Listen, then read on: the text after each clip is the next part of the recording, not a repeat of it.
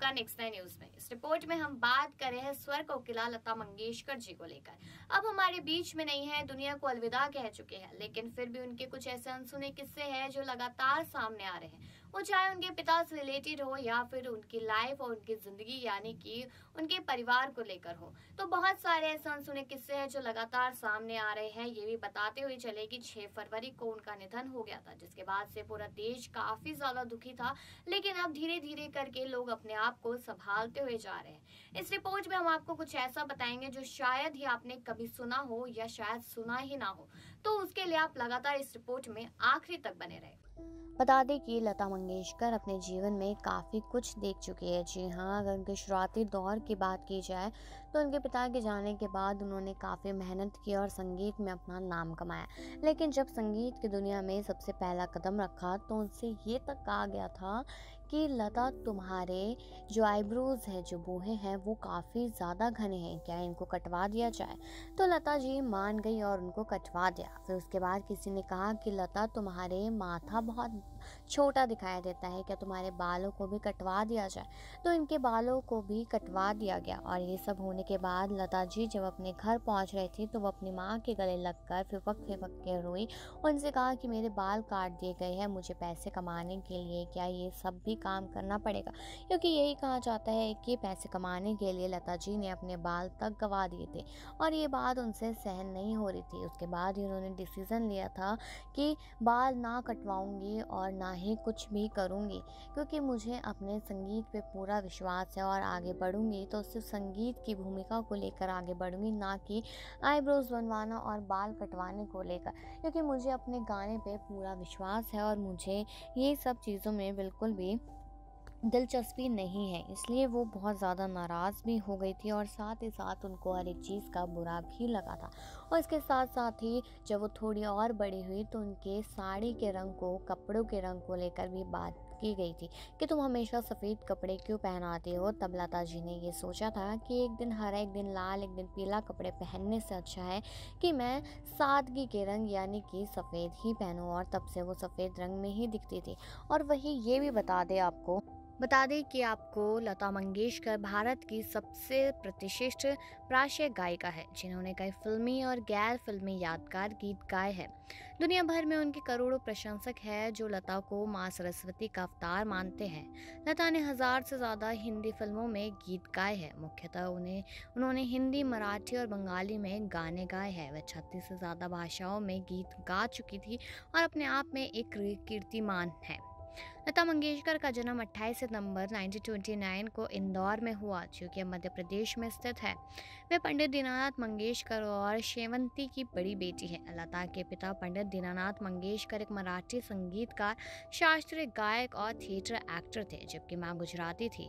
शेवंती उनकी दूसरी पत्नी थी। उनकी पहली पत्नी का नाम नर्मदा था, जिनकी मृत्यु के बाद दीनानाथ ने नर्मदा की छोटी बहन शेवंती को अपने जीवन संगिनी बनाया।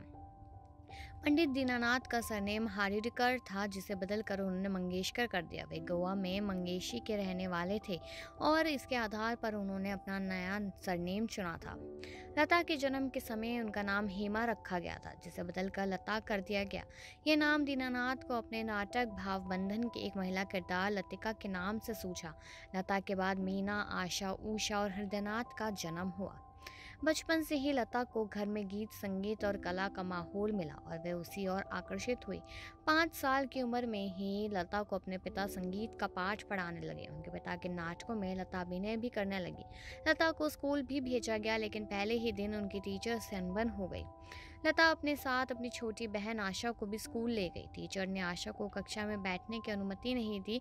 इससे लता को गुस्सा आ गया और वे फिर कभी स्कूल नहीं गई।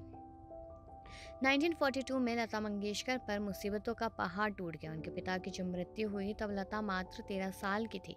लता का परिवार का बोझ आ गया। नवयुग चित्रपट मूवी कंपनी के मालिक मास्टर विनायक मंगेशकर परिवार के नज़दीकी लोगों ने लता का करियर गायिका और अभिनेत्री के रूप में संवारने के लिए मदद की। लता को अभिनय पसंद नहीं था, लेकिन पैसों की तंगी के कारण उन्होंने कुछ हिंदी और मराठी फिल्मों में अभिनय किया। मंगला गौर, माझे बाल, गजभाऊ, बड़ी माँ, जीवन यात्रा जैसी फिल्मों में लता ने छोटी मोटी भूमिकाएं अदा की। लता को सदाशिवराव नेवरेकर ने एक मराठी फिल्म में गाने का अवसर 1942 में दिया। लता ने गाना रिकॉर्ड भी किया, लेकिन फिल्म के फाइनल कट से वो गाना हटा दिया गया। 1942 में रिलीज हुई मंगला गौर में लता की आवाज़ सुनने को मिली। इस गाने की धुन दादा चांदेकर ने बनाई थी। 1943 में प्रदर्शित मराठी फिल्म गजाभाऊ में लता ने हिंदी गाना माता एक सपूत की दुनिया बदलते तू गाया था। 1945 में लता मंगेशकर मुंबई शिफ्ट हो गई और इसके बाद उनका करियर आकार लेने लगा। वहां पर उन्होंने भिंडी बाजार घराना के उस्ताद अमन अली खान से भारतीय शास्त्रीय संगीत सीखना शुरू किया। फिल्म बड़ी माँ 1945 में गाए भजन माता तेरे चरणों में और 1946 में रिलीज हुई आपकी सेवा में लता द्वारा गाए गीत पालूंगा करजोली ने लोगों का ध्यान लता की ओर खींचा। वसंत देसाई और गुलाम हैदर जैसे संगीतकारों के संपर्क में लता आई, उनका करियर निखरने लगा। लता के गुलाम हैदर मेंटर बन गए। वे लता को दिग्गज फिल्म निर्माता शशधर मुखर्जी के पास ले गए, जो उस समय शहीद 1948 नामक फिल्म बना रहे थे। हैदर ने लता को लेने की सिफारिश मुखर्जी से की। लता को सुनने के बाद मुखर्जी ने यह कहते हुए लता को लेने से इनकार कर दिया कि लता की आवाज़ बहुत पतली है। इससे हैदर भड़क गए। वे लता की प्रतिभा को पहचान चुके थे। उन्होंने कहा कि आने वाले दिनों में लता छा जाएगी और ये सारे निर्माता निर्देशक लता के चरणों में गिरकर लता से अपनी फिल्मों में गाने की मिन्नत करेंगे। गुलाम हैदर ने लता से मजबूर 1948 में गीत दिल मेरा तोड़ा मुझे कहीं का ना छोड़ा गवाया है। यह गीत लता का पहला हिट माना जा सकता है। गुलाम हैदर ने लता में जो प्रतिभा देखी थी उसका जिक्र अक्सर लता करती रही है। लता के अनुसार गुलाम हैदर उनके सही मायनों में गॉडफादर थे और उन्हें लता की प्रतिभा में पूरा विश्वास था। लता जब प्रायश्य गायन के क्षेत्र में अपना करियर बना रही थी तब नूरजहां, शमशाद बेगम जैसी गायिकाओं का बोलबाला था। लता पर भी इन गायिकाओं का प्रभाव था और वे उसे शैली में गाती थी। लता समझ गई कि यदि उन्हें आगे बढ़ना है तो अपनी शैली विकसित करनी होगी और उन्होंने यही किया। उन्होंने हिंदी और उर्दू के उच्चारण सीखे। 1942 में फिल्म रिलीज हुई महल। इसमें केशवंत प्रकाश ने लता से आएगा आने वाला गीत गवाया जिसे मधुबाला पर फिल्माया गया था। यह गीत सुपरहिट रहा। इस गीत ने एक तरह से ऐलान कर दिया कि आएगा आने वाला आ चुका है। यह गीत लता के बेहतरीन गीतों में से एक माना जाता है और आज भी सुना जाता है। इस गीत की कामयाबी के बाद लता ने फिर पीछे मुड़कर नहीं देखा। 1950 से 70 का दौर भारतीय संगीत फिल्म के लिए बेहतरीन माना जाता है, जब एक से एक बढ़कर गायक, संगीतकार, गीतकार और फिल्म मेकर थे। सबने मिलकर बेहतरीन फिल्में और संगीत रचा और लता मंगेशकर के स्वरों में ढलकर एक से बढ़कर एक गीत सुनने को मिला।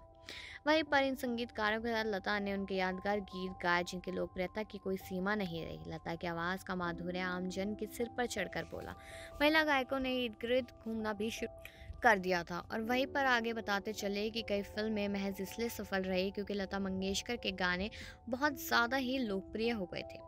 संगीतकार लता के पास कठिन से कठिन गीत लाते थे और लता बड़ी आसानी से उन्हें गा देती थी।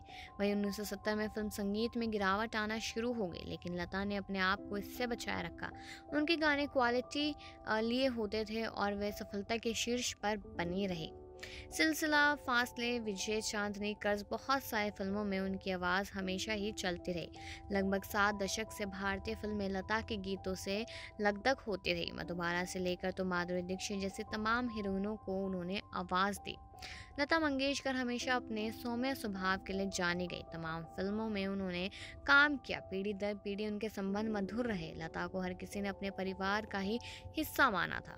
लता मंगेशकर की शादी नहीं हुई, बचपन से ही परिवार का बोझ उन्हें उठाना पड़ा था, इसलिए उन्होंने कभी अपने बारे में सोचा ही नहीं। लेकिन इन सब चीज़ों की वजह से भी वो लगातार इन सब चीज़ों में बनी रही और उसके बावजूद भी उनको काफ़ी कुछ ऊंचाइयां मिली। लेकिन अपने परिवार और बाकी लोगों के साथ उनके संबंध बहुत ही ज़्यादा मधुर थे। वही आपने सुना ही कि किस तरीके से लता मंगेशकर ने अपनी जिंदगी में क्या कुछ नहीं देखा है, किस तरीके से जिंदगी में सिर्फ स्ट्रगल किया है और एक एक चीज के लिए कितनी मोहताज रही है, लेकिन फिर भी अपने टाइम में काफी बड़ा नाम रही है। और उसके बाद जब दुनिया से गई, दुनिया को अलविदा कह दिया, तो उसके बावजूद भी उनको श्रद्धांजलि देके बहुत बड़ा लोगों ने अपने आप को गर्व महसूस कराया था। तो आपको ये अनसुना किस्सा कैसा लगा है, ये कमेंट सेक्शन में जरूर बताएं और बाकी खबरों के लिए बने रहिए नेक्स्ट 9 न्यूज पर।